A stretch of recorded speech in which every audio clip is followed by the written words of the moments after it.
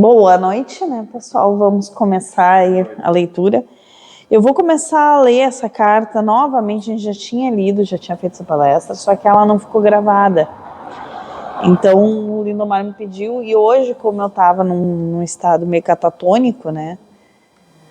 Aí a dona Padilha disse: vamos fazer um trabalho de acolhimento, né? O trabalho do acolher, que era uma proposta que já está rolando. E aí, por um acaso, acolher em silêncio.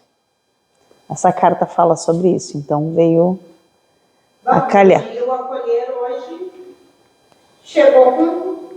E foi muito louco, porque se fosse há 2 anos atrás, 1 ano atrás, 2, essa situação que aconteceu lá em casa, eu vi a diferença, teria dado uma ribordosa. Teria dado guerra com o vizinho, já teria dado um pau entre o Eduardo e o vizinho. E não. A opção foi, eu não estava braba com eles, porque eu disse assim, cara, acontece, né? Acontece. O meu pânico, o meu desespero foi de ver ninguém se machucar, nenhum dos cachorros se machucar. Né? Porque eu sou uma pessoa que eu não tenho estômago para isso, eu não consigo deixar. Né? É uma coisa que é comigo, eu não consigo ver alguém se machucando ou alguma, né? E deixar, não consigo, é uma coisa minha. E aí,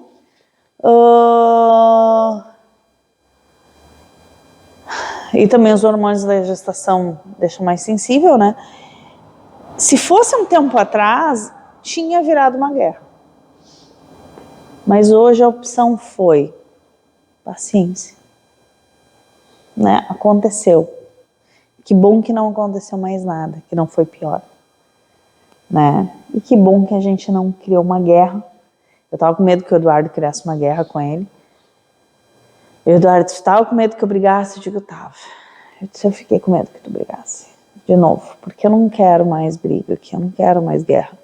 Ele disse, não, eu não quero brigar. Então, assim, olha a mudança, né? Há um tempo atrás, qualquer vírgula era uma guerra, qualquer coisa não foi por nada. Então, assim, eu vi uma mudança no nosso comportamento e aí eu pensei, pois é, que bom, né? Que bom. Tô cansada, mas tô feliz que pelo menos a gente está em paz, não está em guerra. Lá, né? Optou por não estar tranquila em relação a isso. E aí, justamente, veio essa de acolher em silêncio, né? A dona Padilha disse, vamos fazer o trabalho de acolhimento, vai ser bom para todo mundo. Disse, então tá, vamos lá. O amor se inicia no respeito, no acolhimento sem julgamento. O amor se nutre, cresce e floresce quando aprendemos a abraçar alegremente o que somos. E é engraçado que hoje veio uma frase, eu compartilhei uma frase no Instagram, não deixe que ninguém diga quem você deve ser. E aí hoje, lavando a louça, a dona Padilha me completou essa frase. Não deixe que nem você mesmo diga quem você deve ser. Sabe por quê? Porque tu não sabe quem tu é. Tu não te conhece. Será que realmente tu permitiu te conhecer? Te conhece primeiro. Não tenta dizer quem tu deve ser ou deixar de ser. Não cria verdade sobre ti. Deve ser um padrão que aí implantar em todos. Não, é que assim, ó, não é uma questão de padrão. Tem muita essa história de... E agora tem vindo muito forte isso, eu tenho visto muitos influencers e muita gente falando, não seja um padrão, não seja o que os outros querem ser. Não se importe com o que o outro fala. Trabalhando muito a dor, essa questão que as pessoas têm de não seguir padrões. E aí a dona Padilha disse, mas como é que tu mesmo, seja quem você quer ser, seja o que você quer ser, Mas o que eu quero ser? Quem sou eu realmente? Às vezes o que eu quero ser não é quem eu sou. Eu gostaria de ser uma pessoa tranquila, uma pessoa equilibrada, uma pessoa com mais noção, com mais filtro. Mas eu não sou essa pessoa. E eu nunca vou ser. Eu queria ser uma pessoa mais resistente, mas não sou.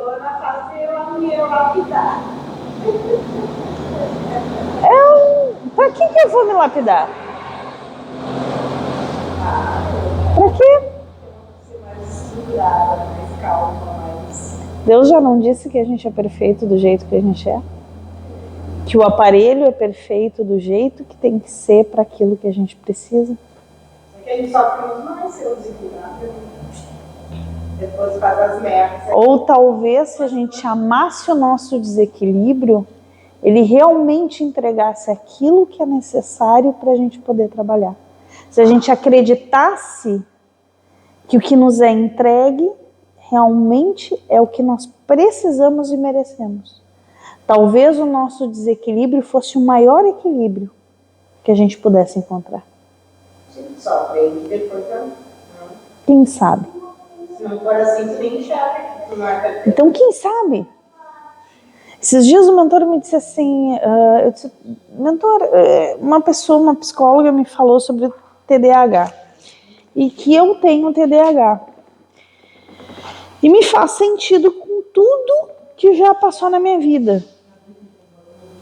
O diagnóstico fecha exatamente com o que aconteceu tudo na minha vida. E aí, eu disse para ele, eu vou atrás e faço tratamento com medicação e com psicoterapia ou não? Eu disse para ele, o que é o certo fazer?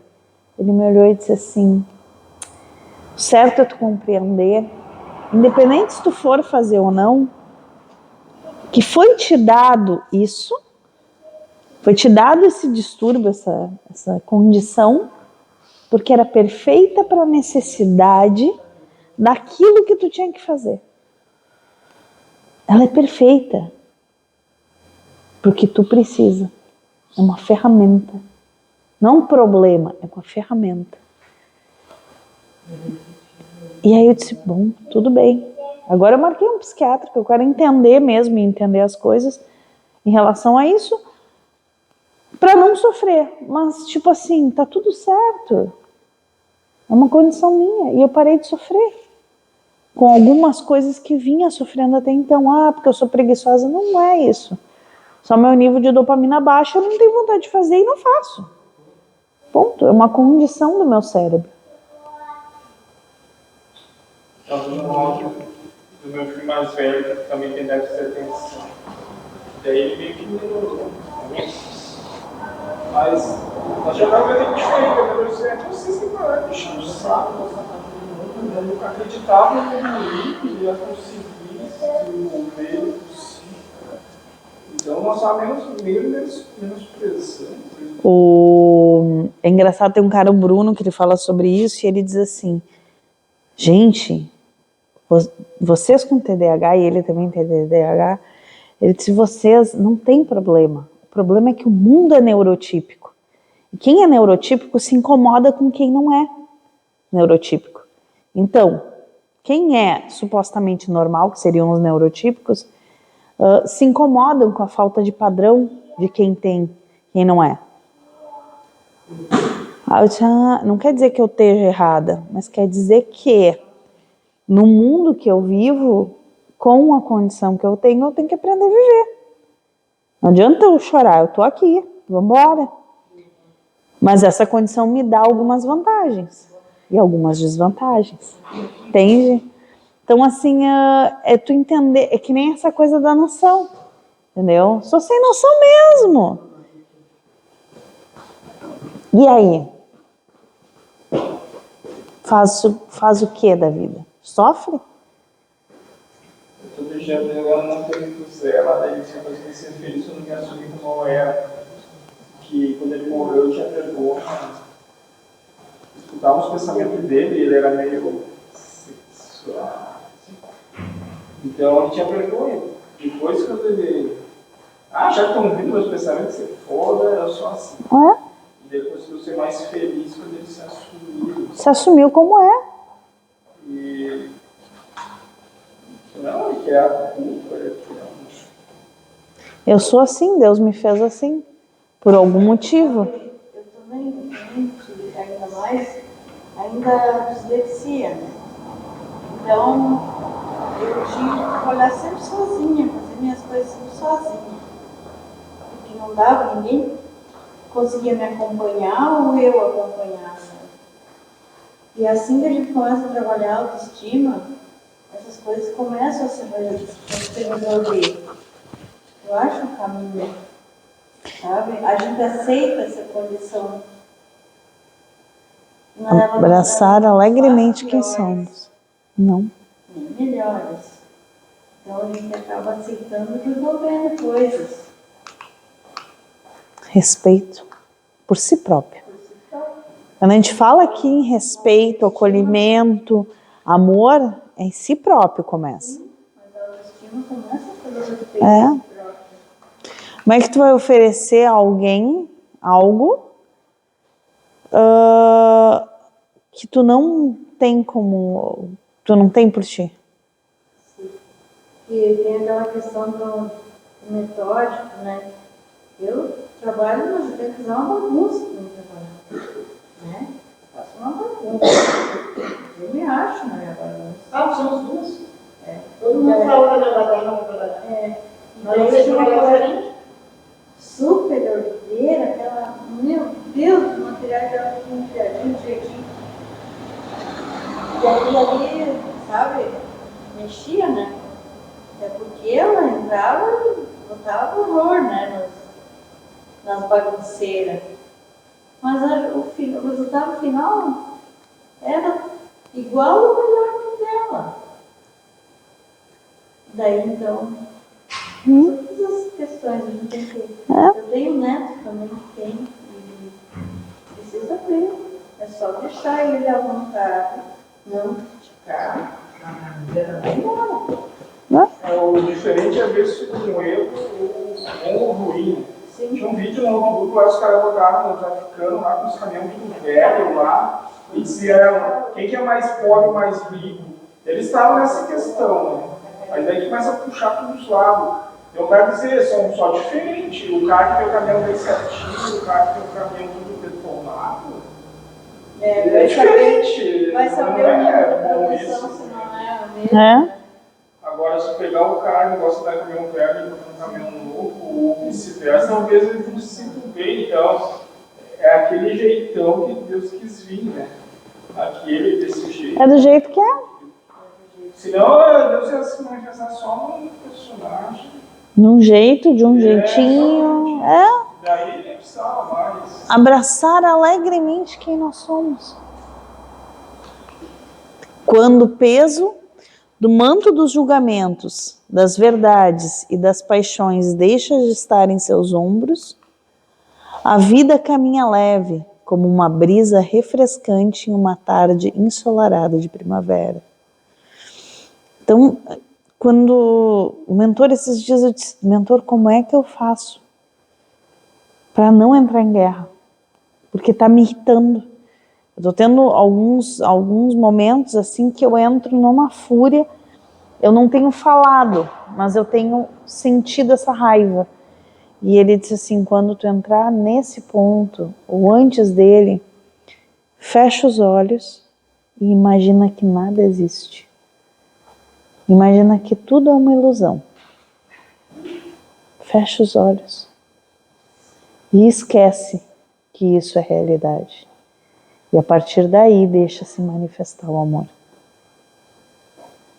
Quando o manto da ilusão cai, a leveza vem. E aí ele disse, é muito mais leve do que tu imagina. O fardo leve de se acolher te mantém inteiro no caminho do Pai. Acolha-se no silêncio da humanidade, deixando que o Espírito fale mais alto. Silencia a tua humanidade, silencia as tuas verdades, o que tu acha que tem que ser. O que é para ti uma verdade, uma bandeira. Baixa as tuas bandeiras. e deixa que o Espírito fale. Entrega ao Pai tuas dores e deixa que Ele te mostre como, quando e onde. Nos últimos tempos é muito engraçado porque as minhas conversas com o mentor têm sido, no final eu sempre digo para ele, cara, então eu só peço ajuda, porque eu sozinha, eu sei que sozinha eu não consigo. Eu digo, cara, só me põe no caminho, porque eu não sei. Eu te entrego a minha miséria. Eu te entrego a minha miséria, porque eu não sei o que fazer com ela. Eu te entrego as minhas dores, os meus lamúrios, porque eu não sei fazer. Realmente eu não tenho poder com eles. E foi engraçado que essa última vez agora que eu passei por uma situação mais assim, eu entreguei e foram semanas aquilo. Cada semana aparecia uma coisa, cada semana era entregue uma coisa. E no fim, o desenlace foi muito interessante, porque foi uma coisa que eu não tinha percebido até então. Me ajudou a aliviar muito meu coração, muitas coisas. Mas eu entreguei, eu disse, eu vou ficar em silêncio, porque eu não sei. Realmente eu não sei o que fazer com isso. Me guiem, porque confie em tudo que lhe é entregue. Aceite em silêncio. Ame em silêncio e permita que só o Espírito fale em você. Assim vai escutar a voz da vida em você e as palavras de amor do Pai. Se o medo, a raiva ou a tristeza forem te entregue e você se sentir sem forças para lutar, deixe que estes o conduzam, sem se tornarem a única verdade em ti, pois são as ferramentas que o Pai te entrega para trabalhar. Então, se vier a dor, veio, ok. Se vier a tristeza, tudo bem. Eu me sinto triste, eu me sinto com dor. Nesse momento, eu me sinto cansada. Eu largo na tua mão, porque eu não sei o que fazer com isso. Entendo que existe um propósito, mas não compreendo qual. E eu me ponho nas tuas mãos. Vou passar por isso, fazer o quê? Tem muito o que fazer. Me entrego. Entrega. Muitas vezes a gente não consegue entregar, a gente está tão agarrado àquilo, passa pela dor assim, meu Deus, aquela dor e não pode largar. Larga, porque não é na luta. É quando tu larga, que aí o Pai consegue operar. Quando tu deixa o controle, é quando tu larga nas mãos e diz, bom, eu não sei o que fazer. Não está nas minhas mãos resolver. Não é lutando, não é se armando, não é guerreando. Porque eu vou lutar. Vai apanhar. Se tu resolver lutar, se tu resolver fazer força, a vida vai fazer força contra. O Pai vai te empurrar contra até que tu te vergue. Até que tu te entregue. Saiba que sem escolher o sofrimento, sem acolher o sofrimento, pelo menos uma vez, sem escolher o sofrimento, pelo menos uma vez, jamais saberá o que é passar por ele e não poderá fazer a escolha diferente em outro momento. Lembram do caminho dos Exus? Eles te entregam várias coisas e chega num ponto em que tu olha para trás, eles te permitem olhar para trás, ver tudo que te foi entregue, amadurecido. E aí tu tem uma encruzilhada. Tu vai continuar no sofrimento ou tu vai sair dele? Tu tem uma escolha. Só que tu só pode fazer essa escolha de bom, com uma percepção, é que nem a questão da maçã, entendeu? De Adão e Eva. Só consegue escolher por livre e espontânea vontade o amor se tu conhecer o sofrimento e a dor.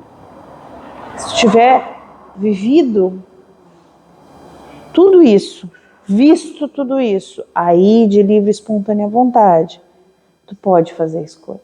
Diz que as coisas ruins foi o que nos trouxe até aqui. É. Se a gente tivesse nascido num berço de ouro, talvez nós um bobão lá. O mesmo nascendo num berço de ouro. É. Eu conheço muita gente que nasceu em berço de ouro e está na mesma busca. Só tem prazer, mas não tem muito. É. Eu conheci uma cliente minha que me ensinou muito. Ela tinha muito dinheiro. E ela estava exatamente na mesma busca que eu. Eu estava pelada de dinheiro e ela com muito. Mas a busca espiritual era a mesma.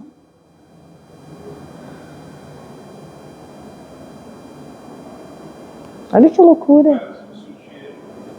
Se fosse o dinheiro que salvasse ou fizesse diferença, não, as nossas conversas giravam assim, e eu pensava, gente, a gente está no mesmo ponto. Talvez não exatamente no mesmo ponto, mas a gente está na mesma busca. Ela buscando em outros caminhos, eu em outros, mas a gente estava buscando a mesma coisa. Mesmo eu sem grana e ela com grana. Não se culpe por teus tombos, por seus tropeços ou por suas tristezas.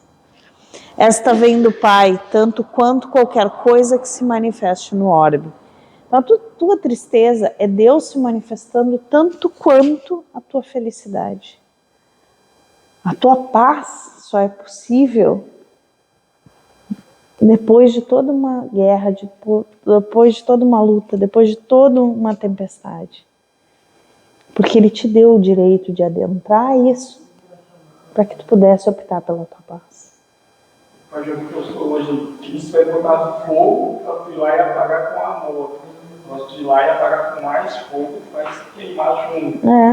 Mas Ele vai ter que botar o fogo na coisa para tu ter a oportunidade de apagar com amor. Para te ter escolha. Para te ter o livre-arbítrio de escolher. Então Ele não vai vir passar a mão na cabeça de ninguém. Ele vai criar a situação complicada. Ele nunca passou a mão em cima de ninguém. O que Ele disse para os apóstolos antes de ser crucificado? Antes que o galo cante 3 vezes, vocês irão me negar.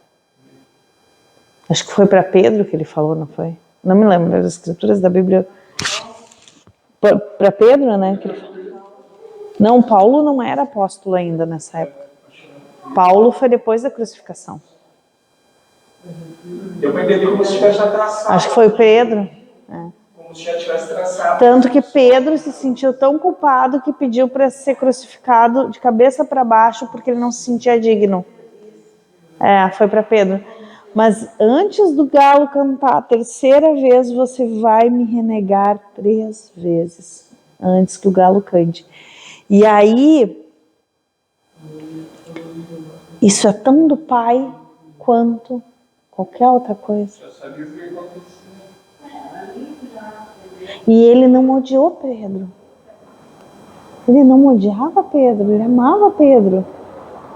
Mas Ele veio para trazer a verdade. Ele falou a verdade. Eu não te julgo, vai acontecer. Senão não ia acontecer a crucificação de Jesus. Ele não julgou nem Judas. Nem Judas foi julgado. Nem Judas foi renegado. Ele cumpriu o papel dele dentro do que era necessário para a proposta. Até mesmo Jesus pediu misericórdia na hora. Pai, afasta esse cálice de mim. E essa tristeza é tão do Pai quanto qualquer outra coisa, é uma ferramenta que o Pai traz. Sim, eu tenho medo, sim, eu tenho tristeza, sim, eu tenho raiva. Mas o que eu faço com ela é que faz diferença. A opção, a liberdade que eu tenho de escolha do que eu faço com ela. Não escute a humanidade, porque o Pai acredita em você e ninguém te conhece como Ele. Não escute o seu lado humano. Escute o Pai. Seja a voz do Espírito silenciando a da humanidade. Espírito Senhor. Esse foi assim mesmo, até tem uma pergunta que eu fazer para ele, mas eu queria falar agora. Aquela pergunta que ele sempre diz, quando o cara desencarnar na frente de Cristo, ele vai pedir que fez a encarnação que eu te dei. Eu acho que se o cara tiver uma prova, ele não vai cair no fundo. Senão ele cai, tipo assim, por mais coisas boas que tenha feito, não sei o quê, essa pergunta vai derrubar o cara se ele não tiver uma prova. E se ele pode ter feito os maiores absurdos pela visão humana, mas ele tiver amor por si, ele vai se acolher. Ele vai dizer tipo assim, eu fiz o que deu, sabe? Fiz o que Deus quis. Agora, se o cara... Sabe quem é que vai ser teu inquisitor? Eu mesmo, o próprio Espírito. Mas se ele não tiver amor próprio por ele, ele vai cair nele, né? Ele vai... Desapego. Se ele não tiver desapego de si próprio, amor por tudo que o Pai entrega, ele pode achar que dá a volta. Não, eu sei. Mas na hora, quando for mostrado tudo aquilo que ele passou e tudo aquilo que ele prometeu de se eu dou conta e não fez, ele mesmo vai dizer, porra, podia ter feito. Se ele começar a ver ele em si, daí, tu diz que dá 10, só deu 9. Não, vou voltar por causa do destino que eu não dei. Que eu não amei o suficiente. Daí sempre é um labirinto que nunca tá bom.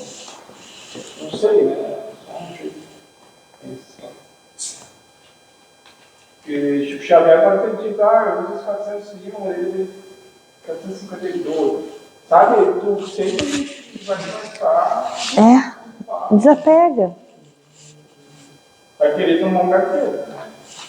Aí eu queria que tu não fiz, mas quem que vai chegar lá e vai querer fazer as mesmas coisas, vai fazer as mesmas coisas. Eu sou a última pessoa a falar disso, porque a culpa sempre me consumiu, então sou a última pessoa a poder entender, compreender isso. Eu devo ter me massacrado muito, mas aquele que se apega, né, que acha que só eu que sei, só eu que sou capaz de fazer, e não se desprender disso, vai continuar chegando a ele. Não entregar a si próprio. Acreditar mais no personagem do que no espírito. Porque o personagem bonzinho é fácil, né? Mas o personagem malzinho pode gerar culpa. Ou às vezes o pseudo bonzinho, né? E tinha um certo que talvez tinha que ser diferente assim. O pseudo bonzinho, quando tu for colocado de frente de ti e tu entender que o teu intento não correspondia às tuas ações. Eu dava cesta básica todo mês para uma família pobre. Mas não porque eu amava, não porque eu era grato pelo que eu tinha. Eu dava para tentar pagar minha culpa. Será que tu não vai te sentir culpado? Eu dei as roupas para fulano porque eu vi que fulano estava precisando. Mas eu não dei porque eu amava, porque eu era grato ou porque eu me desprendi. Eu dei porque eu queria me sentir melhor do que o outro. E isso vai te ser esfregado na cara. Não foi por amor. Foi por paixão, foi por orgulho. E aí, o que tu vai fazer com isso? O que tu faz com as tuas próprias intenções? Acho assim que a gente era um mundo muito tempo achando que tá certo, né? Eu levei um tapa na cara uma vez assim, Eu tinha o hábito de arrumar a roupa, tá. Daí eu não tinha nada, pegava, né? Isso repetia, dizia isso. Não era tão constante, mas eu repetia isso. Principalmente era o inverno. Então, mas eu estou chegando numa casa com umas cestas básicas, nossa, caminhonete grande. Chego lá, a mulher com uma fruta de uma fogueira, com muita coisa, identifiquei ali, né? Sabe? Tá com fogo. E daí ela olhou para mim assim, pediu desculpa e disse assim, me disseram que isso aqui dá muito azar, a gente. Ai, sabe, eu pensei esse filho, meu Deus, né? Azar. Tá bom. Deixei as coisas que eu deixei.